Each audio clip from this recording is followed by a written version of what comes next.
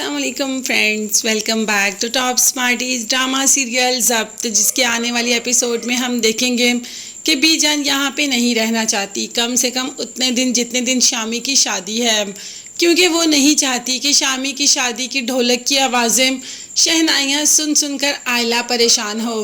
बीजान जा ही रही होती है कि सामने से फारूक आ जाता है और देता है कि आप कहाँ जा रही हैं, आज तो शामी का निकाह है। जिस पर बीजान ने कहा, निकाह? और तुम अपनी माँ को एंड टाइम पर बता रहे हो, हमने तो मंगनी का ही सुने था। जिस पर फारूक ने कहा कि बीजान मंगनी ही थी, मगर रमला के बाप ने कहा कि निकाह ही कर दो, तो बस इस तरह हमें जल्दी में निकाह ही करना पड़ रहा है।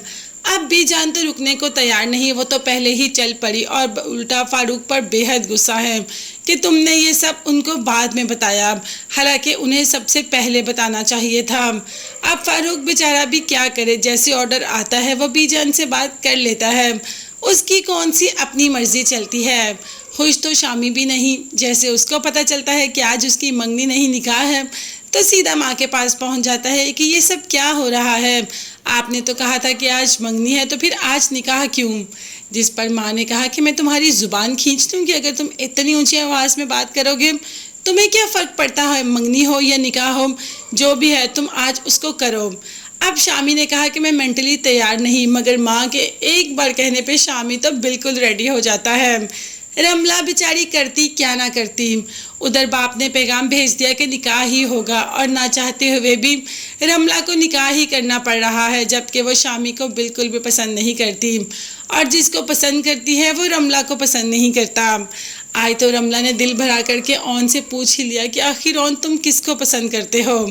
ऑन ने कहा कि जिसको भी पसंद करता हूँ, बस इतना है कि शायद उसको पा नहीं सकता, और जिसको पा सकता हूँ उसको पसंद नहीं करता। खैर रमला, आज तुम बहुत हसीन लग रही हो, तुम्हारी आने वाली ज़िंदगी तुम्हारे लिए बहुत ही अच्छी हो, बस ये दुआ देकर ऑन वहाँ से चला जाता है। और बीजान भी आयला को लेकर चली जाती है।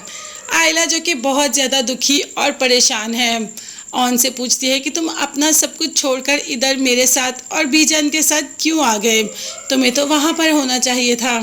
तो ऑन ने कहा कि ज़िंदगी में दो लोग हैं जिनकी बात तो मैं कभी भी नहीं टाल सकता, एक तो बीजान और दूसरा बहुत ही मोहब्बत भरी निगाहों से आयला की तरफ देखता है, मगर आयला को तो एहसास ही नहीं कि ऑन दूसरा नाम किसका लेने वाला है।